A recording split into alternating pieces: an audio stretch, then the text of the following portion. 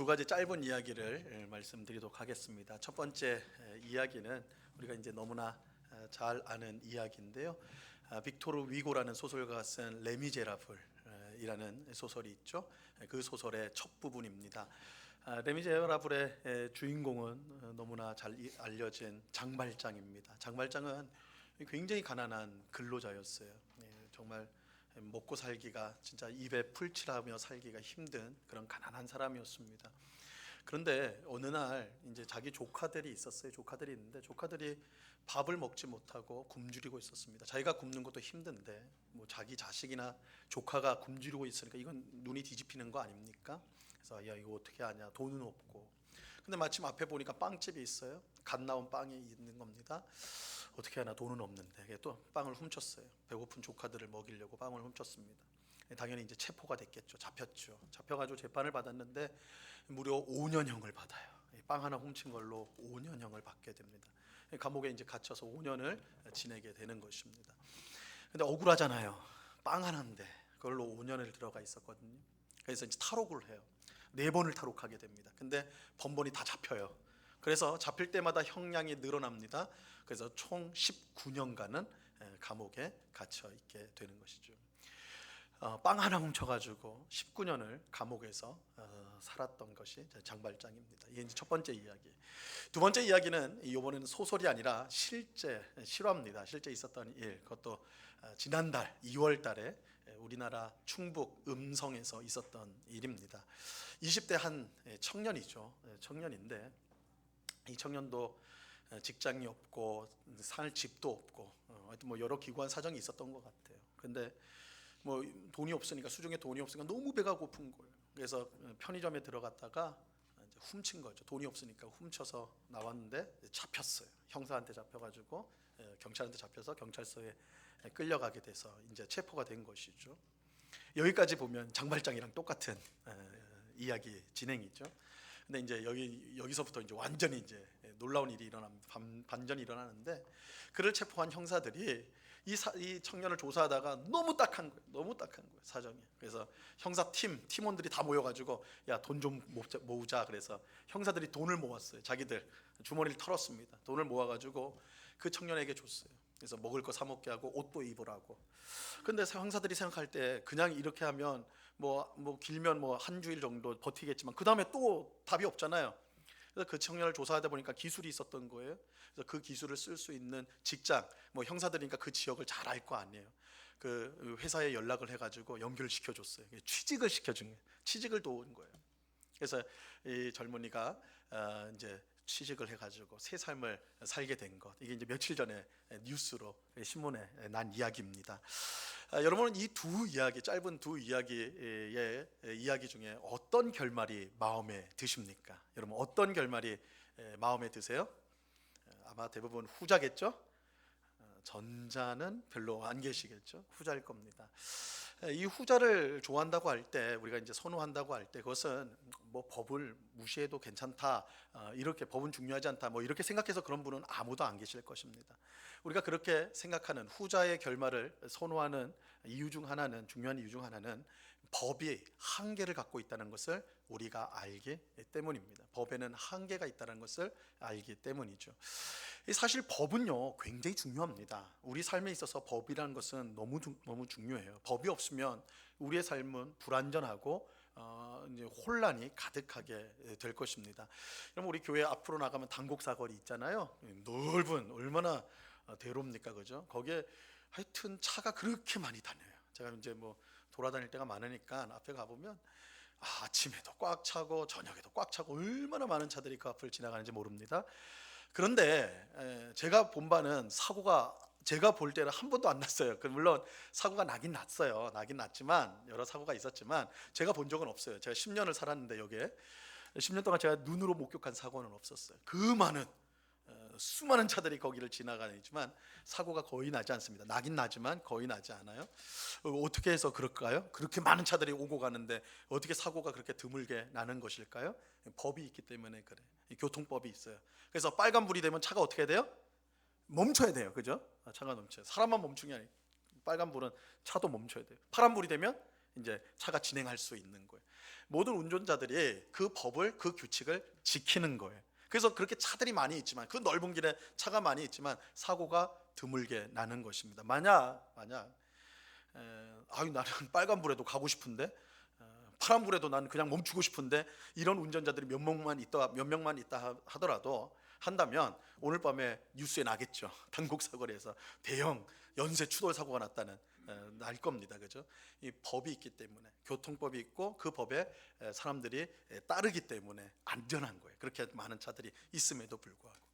이것은 우리가 좋아하는 스포츠도 마찬가지입니다. 스포츠가 우리가 즐기고 또 그것을 공정한 이제 그것으로 즐길 수 있는 이유는 규칙을 따르기 때문에 그런 것입니다. 그죠? 좀 오래 전인데 마라톤 경기는 42.195km를 뛰는데 경로가 굉장히 길잖아요. 코스가 길잖아요. 근데 그 긴 코스를 다닐 때 정해진 길이 있는 거예요. 아무리 길어도 100m만 딱 이제 가야 될 길이 있는 게 아니라 42.195km도 정해진 코스로만 가야 됩니다. 그런데 어느 해인가 어떤 선수가 내가 실력으로는 절대 우승을 못하겠다. 그래서 어떤 일을 하냐면 지름길을 했어요. 그래서 중간에 잘라 먹고 들어가는 길로 딱 아무도 모를 때 딱 해가지고 자기는 딱 지름길로 해가지고 우승을 해버렸어요. 딱 우승을 했습니다. 근데 나중에 이게 마라톤 같은 경우는 또 촬영을 다 하잖아요. 또 길거리에 CCTV도 있고, 이게 딱 걸려버렸어요. 이 사람이 경로를 이탈해가지고 엉뚱한 길로 가가지고 탁 튀어나오는 게 카메라에 찍혀버린 겁니다. 어떻게 됐겠어요? 박탈당했죠. 우승해서 박탈당한 겁니다. 반칙을 했거든요. 규칙을 어겼고 법을 어겼기 때문에 그런 거예요. 다 규칙을 지켜야지. 법이 있기 때문에 스포츠가 공정한 것이고 모두가 좋아하는 것입니다. 국가도 마찬가지죠. 크게 보면 국가도, 우리나라를 법치국가라고 말을 합니다. 법이 다스리는 나라라는 거예요. 그렇죠? 그래서 법대로 하지 않으면, 법을 어기면 법을 따라서 처벌을 받게 됩니다. 근데 만약에 법을 어겨도 그냥 괜찮다 해버리면 어떻게 돼버리는 거예요? 그날부터 이 나라는 혼란으로, 그냥 엄청나게 혼란과 또 막 이제 안전이 다 무너져 버리는 그런 곳이 되겠죠. 그래서 이 법이 다스리는 이 법치라는 것이 너무너무나 중요한 것입니다. 그래서 법치국가에서는 모든 사람이 법 앞에 평등합니다. 어느 누구도 법 위에 설 수가 없습니다. 그래야지 나라가 안정되고 안전할 수가 있어요. 이처럼 법은 중요합니다. 법이 없으면 우리 삶이 지탱될 수가 없어요. 그만큼 이 법이라는 것은 굉장히 중요합니다. 그런데 그럼에도 불구하고 법은 한계를 가지고 있어요. 법은 한계가 있습니다. 그래서 여러분 아마 들어보셨을 텐데, 법은 최소한의 도덕이다, 이런 말을 합니다. 법은 최소한의 도덕이라는 거예요. 최소한. 법은 도덕을 완성시키는 것, 충만케 하는 것이 아니라 최소한이라는 거예요. 최소한. 그래서 여러분, 어느 나라의 국민들이 법을 잘 지킨다, 다 모든 국민이 법을 안 어기고 다 법을 잘 지킨다, 그럼 우리는 그 나라를 보면서 야, 훌륭한 나라다, 이렇게 이제 하죠. 현실적으로 그래요. 법을 어기는 사람들이 워낙 많으니까 다 법을 지킨다. 오, 그 나라 훌륭한 나라네요. 그러나 원칙적으로 말하면, 원론적으로 말하면 그 나라는 훌륭한 나라가 아니라 정상적인 나라인 거예요. 그렇죠? 법은 최소한의 도덕이니까. 그렇죠? 이거는 충족되어지는 것이 아니라, 그걸로 인해서 훌륭해지는 것이 아니라, 그래야지 정상인 거예요. 정상이. 그렇지 않으면 비정상인 것이죠. 그래서 한 국가가 훌륭하다고 할 때, 그 백성이 훌륭하다고 할 때, 그것은 법을 지키는 것만으로 그럴 수는 없다는 것입니다. 한 걸음 거기서 더 나아가야 되는 거예요. 여러분, 이거는 하나님을 믿는 우리 성도도 마찬가지. 여러분, 어떤 성도가 훌륭한 성도입니까? 어떤 성도가 훌륭한 성도예요? 성경에 나와 있는 율법을 하나 빠짐없이 다 지키는 성도가 훌륭한 성도입니까? 구약 성경에 보면 구약 율법이 613가지라고 해요. 613개예요. 그 많은 율법을 하나도 없이 잘 순종하면, 잘 따르면 그 성도는 훌륭한 성도라고 말할 수가 있는 것일까요? 물론 잘하는 거예요. 대단한 거예요. 그러나 그런 성도는 훌륭한 성도가 아니라 정상적인 성도라고 말하는 거예요. 그렇죠? 그게 기본이니까. 법을 지키는 것은 훌륭한 것이 아니라 기본이에요. 마땅히 해야 될 바예요. 자, 예수님께서요, 이 율법을 목숨처럼 지키는 이 바리새인과 서기관들에게 이렇게 말씀하셨습니다. 마태복음 23장 23절 말씀을 보시기 바랍니다. 이 말씀 같이 한번 읽어보죠. 시작. 화 있을진저 외식하는 서기관들과 바리새인들이여, 너희가 박하와 회양과 근체의 11조는 들이되 율법에 더 중한 바 정의와 국률과 믿음은 버렸도다. 그러나 이것도 행하고 저것도 버리지 말아야 할지니라. 자, 여기에 보면 박하와 회양과 근체의 11조라는 말이 나오는데, 야, 이게 무슨 말이냐, 우리가 잘 안 쓰는 단어니까 쉽게 이해하면, 여러분 마당이 있는 집, 요즘에 마당이 있는 집이 드문데 마당이 있는 집에 우리 사는 성도님들은 뭘 해요? 거기다가 텃밭을 꾸미죠. 그럼 거기다가 상추도 심고 고추도 심고 뭐 여러 가지 야채를 할 겁니다. 그죠?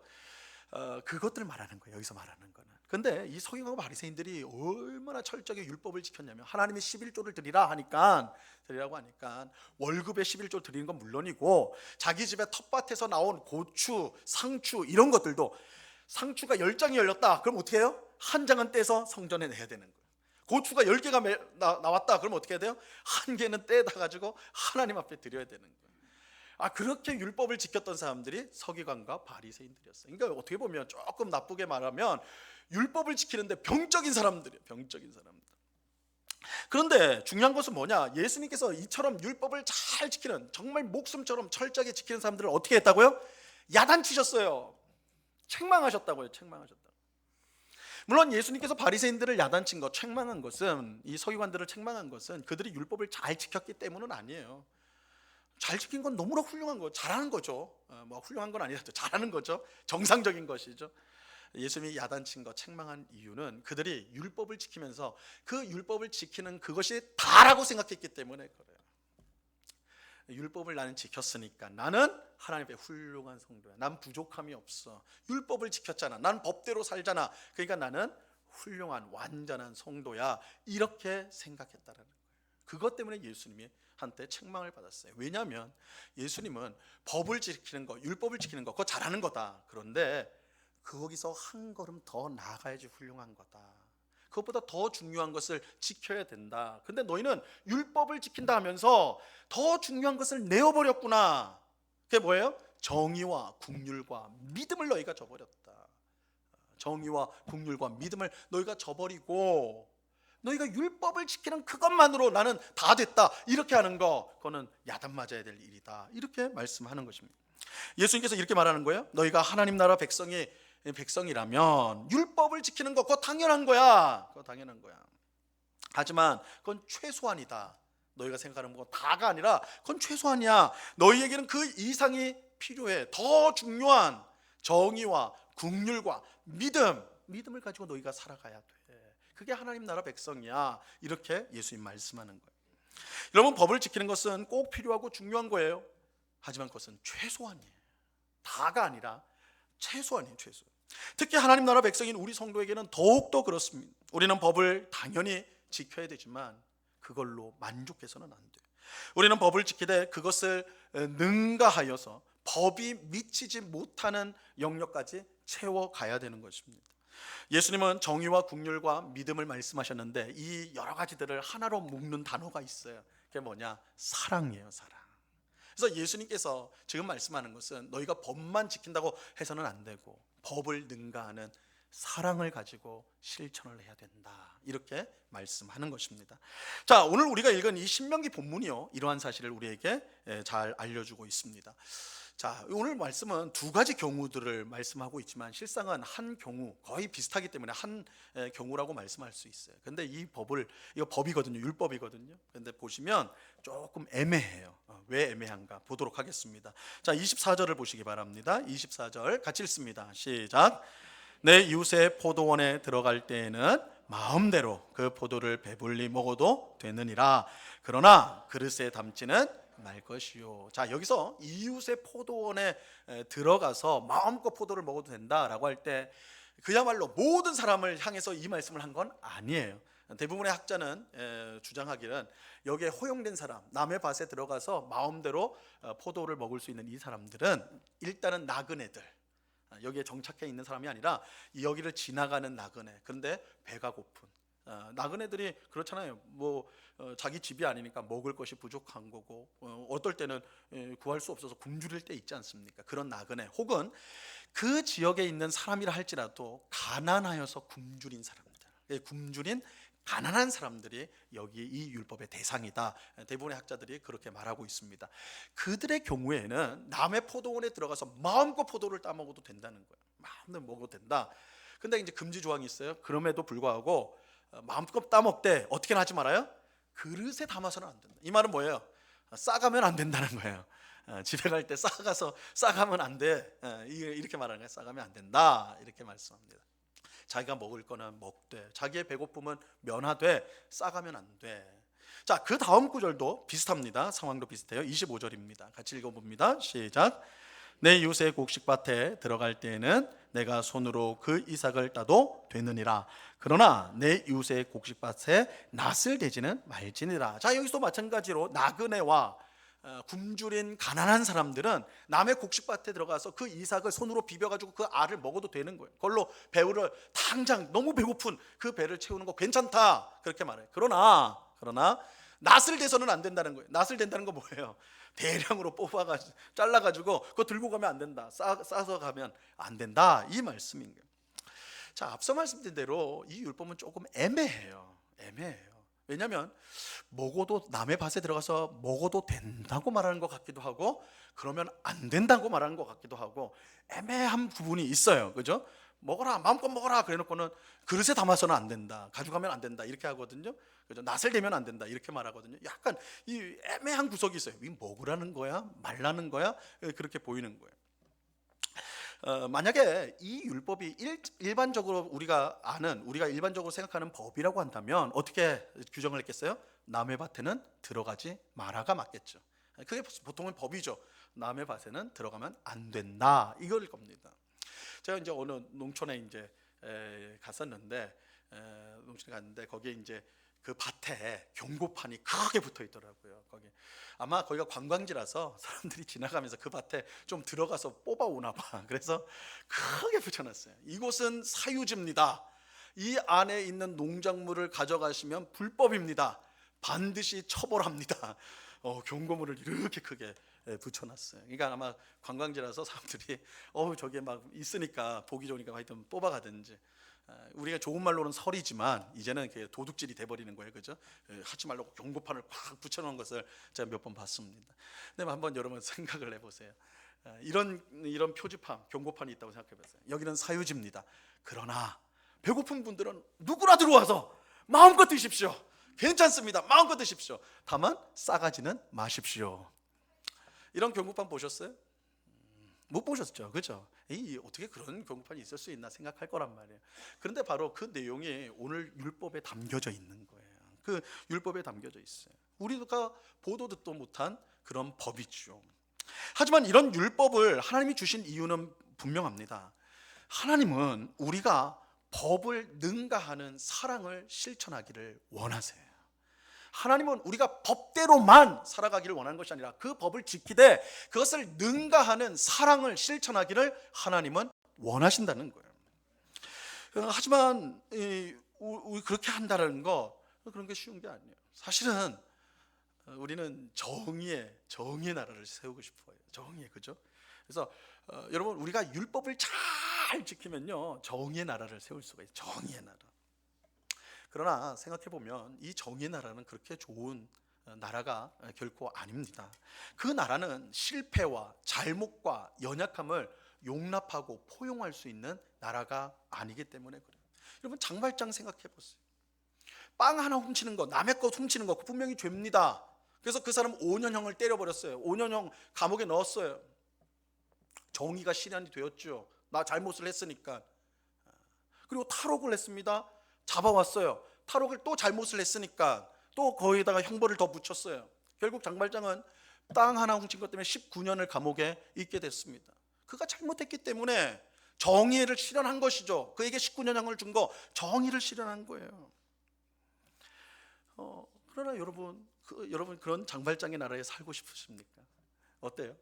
여러분 정말 그런 장발장이 살았던 정의가 칼날처럼 선 그런 나라에 여러분 살고 싶으시냐고요. 그렇게 생각하면 그건 아닌 것 같은데 이러죠. 그런데요, 참 묘하게도 우리가 그런 나라를 좋아한다니까요. 그런 나라를 좋아해요. 성경에 나오는 바리새인들 보세요. 바리새인들이요, 그들은 얼마나 작은 법에도 그거를 지키려고 안간힘을 썼는지 몰라요. 근데 이게 뭐가 문제가 되냐면, 자기가 지키는 거가 그건 좋죠. 근데 그런 사람은 반드시 다른 사람을 보게 됩니다. 지키지 않는 사람을 보게 돼요. 지키지 않는 사람을 어떻게 해요? 저는 실패자, 잘못한 사람, 악한 사람, 이렇게 매도하고 판단해 버려요. 그래서 정의만 있는 나라에서는 잘못하고 실패한 사람은 일어설 수가 없는 것입니다. 근데 이게 교회도, 오늘날 교회도 마찬가지인 거예요. 오늘날 교회, 여러분 교회 안에요, 과거에 어떤 잘못을 저지른 사람이 교회 안에 있기가, 교회에 적응하기가 말처럼 쉬운 게 아니에요. 우리는 어떤 사람의 과거를 잘 잊지 못해요. 그래서 이 전통이 오랜 교회의 약점, 이거는 다른 교회들 다 마찬가지인데, 약점이 뭐냐? 이제 어릴 때부터 자란 사람들이 이탈하는 경우가 많아요. 왜냐면 다 기억하고 있어. 제 중학교 때 난리 났어. 머리 샛노랗게 해가지고 오토바이 타고 다니면서 그렇댄 애야. 20년 지났는데, 40년 지났는데 자기 그 사람의 애가 지금 중고등부인데 그렇게 말하는 용납 다 기억하는 거예요. 다 기억하는 거예요. 제가 이제 노회에서 임원으로 활동할 때 어떤 한 목사님에 대해서 성도가 고소를 했어요. 잘못을 했, 목사로서 부도덕한 일을 했다. 그래서 고소가 걸려가지고 임원들이 모여서 이제 이야기를 나누는데, 그 잘못 분명히 잘못이에요. 세상 사람들이 볼 때는 사실 별거 아니지만 목회자로서는 큰 잘못이에요.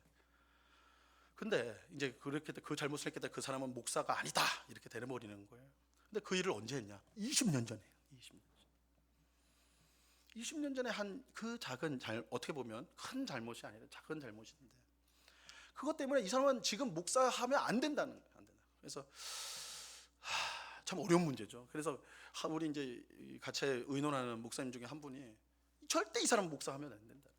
그래서 제가 목사님한테 물었어요. 아니 목사님, 20년 전에 한 일입니다. 그때 회개하고 그동안의 삶을 회개하면서 살아왔지 않겠습니까? 그 중간중간에 또 똑같은 죄가 있다면 그건 책임을 물어야 되겠죠. 그건 회개한 거 아니니까. 그러나 20년 전에 했던 일 때문에 지금 우리 그것 때문에 이 사람 목사 안 된다고 한다면 우리 이 자리에 있는 사람 중에 누가 목사할 수 있겠냐? 진짜 저는 그런 생각이 들더라고요. 나도 안 되겠구나, 이런 생각이 들더라고요. 이상한 상상을 하지 마세요. 제가 뭐 또 무슨 잘못을 했나 그런 상상은 하지 마세요. 불필요한 상상을 하지 마시고, 누가 자격 있겠냔 말이에요. 저희 목사한테 그렇게 말했어요. 근데 그 목사님이 안 된대. 목사는 그러면 안 된다. 20년에 한 잘못 때문에 지금 하면 안 된다는 거예요. 정의가 살아있는, 정의가 칼날 같은 그런 곳에 살고 싶냐고요. 살고 싶냐고요. 여러분, 하나님 나라는요, 그런 정의만 날선 나라가 결코 아닙니다. 하나님이 기뻐하시는 교회는 그런 교회가 아니에요. 물론 정의는 중요해요. 법은 중요해요. 지금 그게 중요하지 않고 하찮다라고 하는 말이 절대 아닙니다. 그러나 그것만 있으면 안 된다고요. 하나님이 원하시는 교회는 정의와 정의뿐만 아니라 그것을 능가하는 사랑이 함께 있는 교회가 하나님이 원하시는 교회예요. 하나님의 나라는 정의만 날선 나라가 아니라 그 정의를 뛰어넘는, 그것을 포용하는 사랑이 함께 있는 나라가 하나님의 나라예요. 그래서 성경은 정의와 사랑이 입맞추는 그것이 하나님의 나라라고 그렇게 말씀하고 있어요. 오늘 본문에 나오는 율법이 이 사실을 우리에게 잘 보여줘요. 하나님은 남의 것을 훔치는 것을 금지하십니다. 제8계명 도둑질하지 말라. 하나님 분명히 말씀하세요. 남의 것 훔치는 거 도둑질입니다. 죄 짓는 거예요. 그거 해서는 안 되는 거예요. 그래서 하나님은 오늘 율법에서 뭐라고 합니까? 너희가 배고파가지고 남의 밭에 들어갔을 때 포도 먹을 때 너희의 배고픔을 면할 만큼 먹어야지, 욕심을 가지고 탐심을 가지고 그 사람의 재산을 함부로 가져 나오면 안 된다.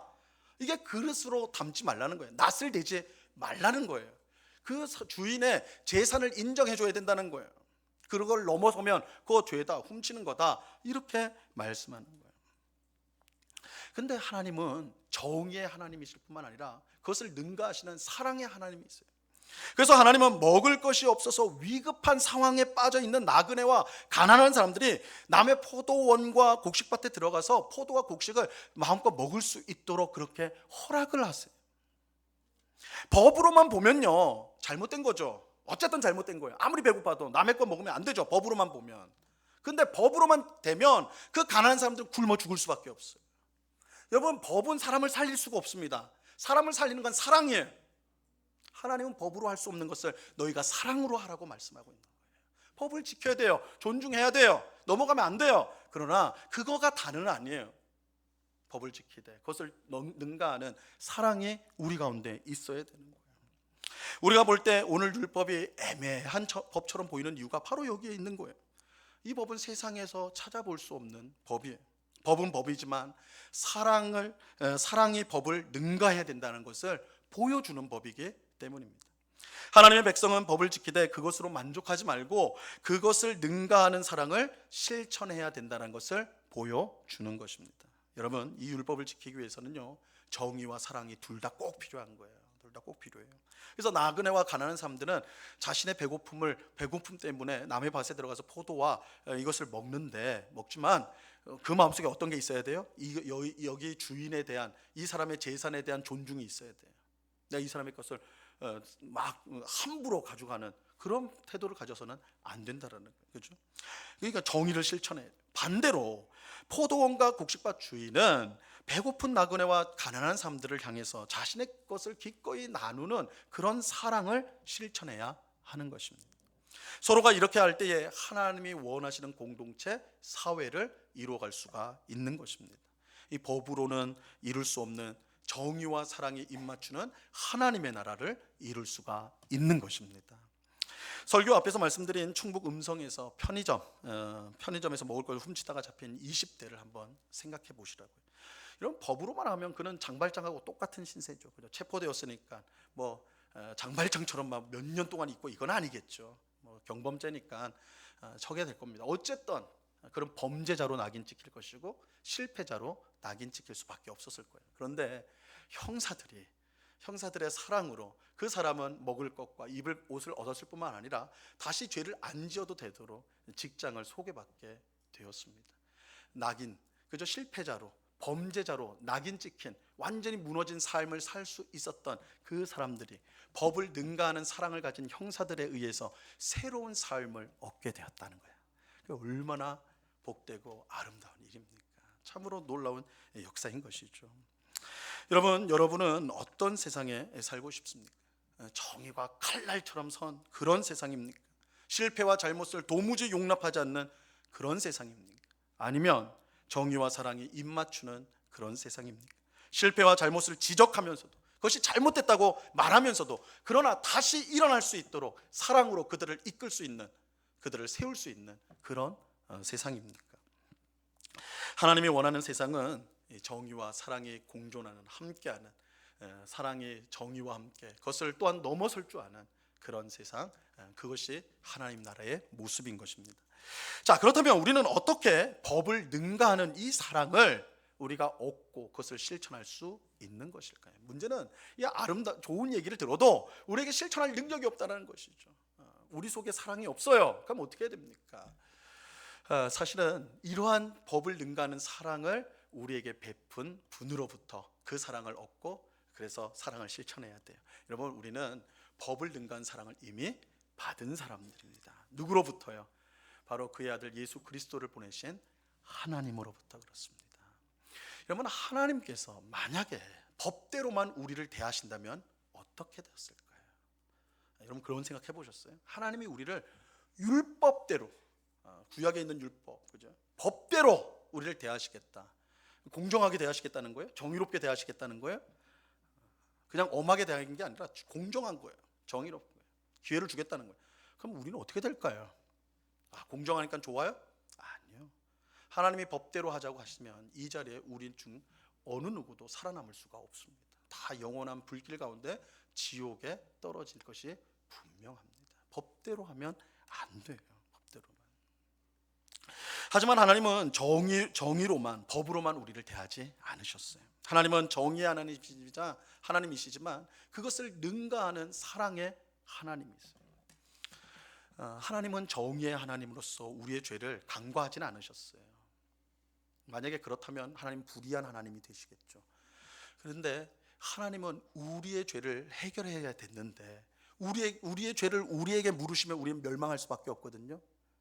그러니까 어떻게 해야 되느냐? 그래서 하나님께서 세상에 보내신 분이 그의 아들 예수 그리스도예요. 하나님은 그렇게 결정하셨어요.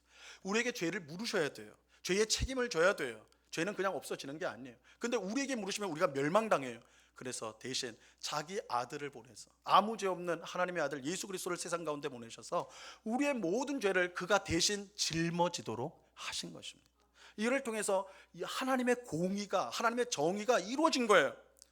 그게 예수님의 십자가 사건이에요. 여러분, 우리가 구원을 받은 것은 하나님이 우리의 죄를 그냥 모른 척해서 되어진 게 아닙니다. 우리의 죄를 정확하게 처리하셨어요. 그 죄를 자신의 아들에게 주시고 그를 십자가에 내어 놓으심으로 우리의 모든 죄가 사라지게 된 것입니다. 용서를 받은 게 된 거예요.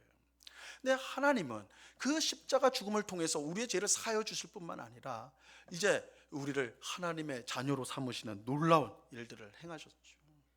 그러니까 예수님의 십자가 죽음은 우리의 죄를 해결했다는 점에서는 정의로운 사건이요, 우리를 구원하셨다는 점에서는 놀라운 사랑의 사건이 되는 것입니다. 예수님의 십자가 사건, 정의를 능가하는 사랑으로 우리를 대해 주셔서 우리가 구원을 받은 사건이 바로 십자가 사건입니다.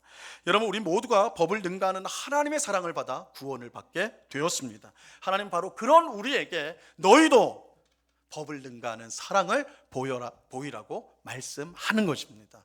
하나님은요, 우리에게 주시지 않은 것을 하라고 하신 적이 없어요. 다 주신 다음에 하라고 하세요. 너희 예수님의 사랑, 예수님의 십자가 죽음의 은혜 알지? 내가 그걸 통해 너희 죄를 해결했어. 너희를 구원했어. 법을 능가하는 사랑을 너희에게 베풀었잖니. 그렇다면 그 사랑으로 구원받은 너희가 다른 사람에게 법을 능가하는 사랑을 베푸는 건 너무나 당연한 것 아니겠니? 우리에게 말씀하시는 것입니다. 그러므로 우리는 바리새인처럼 법만을 내세우면 안 돼요. 우리는 법을 능가하는 사랑으로 살아야 마땅한 것입니다. 법과 기준에 어긋난 사람에게 분노만 하기보다는 그들이 다시 일어설 수 있도록 사랑을 보이는 그것은 분명 힘든 일이지만 그 사람을 살리는 일이기 때문에 너무너무 복된 일이에요. 너무너무 복된 일이에요. 내 기준에 안 맞는 사람을 이해하려고 노력하고 품어주는 그건 너무너무 힘든 일이지만 하나님이 기뻐하시는 일이에요. 왜냐하면 하나님이 우리에게 행하신 일이 바로 그 일이기 때문에 그래요. 하나님 우리 보실 때 우리가 마음에 드셨겠어요? 하나님 보실 때 우리가 완벽했나요?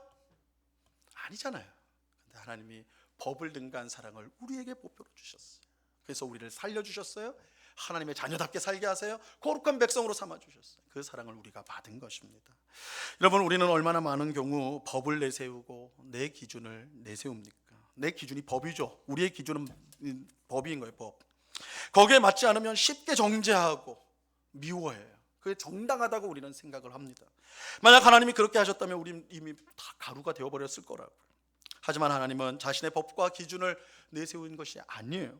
하나님은 한 걸음 더 나아가 그 정의를, 그 법을 넘어서는 사랑으로 우리를 대해 주셨습니다. 자기 아들을 희생하면서 우리를 사랑해 주신 것입니다. 여러분, 내 기준에 안 맞는 배우자와 자녀 때문에 짜증과 분노에 휩싸일 때가 많습니까? 그렇죠? 우리가 이 가정의 불화를 보면 내 기준 때문에 결국 내 마음에 안 드는 거예요. 좀 이렇게 했으면 좋겠는데 내 법이에요. 내 기준이에요. 마음에 안 드니까 짜증이 나고 불평이 일어나고 험한 말이 나오고 가정이 시끄러워지는 거죠. 내 기준, 내 법이에요. 법을 지키지 않은 사람들로 인해 내가 손해보는 것을 견딜 수 없어요. 우리 특별히 남자 성도님들 운전할 때 조금이라도 차가 내 앞에 탁 들어오면 오우 막 입에서 그죠. 뭔가 내가 손해본 거야. 저렇게 난폭 운전해가지고 내가 손해볼 견딜 수가 없는 분노에 막 휩싸이는 거예요. 그죠? 잘못하고 실패한 사람들이 좌절하고 고통을 받는 것을 당연히 여기는 그런 거 아닙니까? 만약 그렇다면 우리는 거기서 한 걸음 더 나아가야 돼요. 한 걸음 더 나아가야 돼요. 법을 능가하는 사랑으로 그들을 대할 수 있어야 하는 것입니다.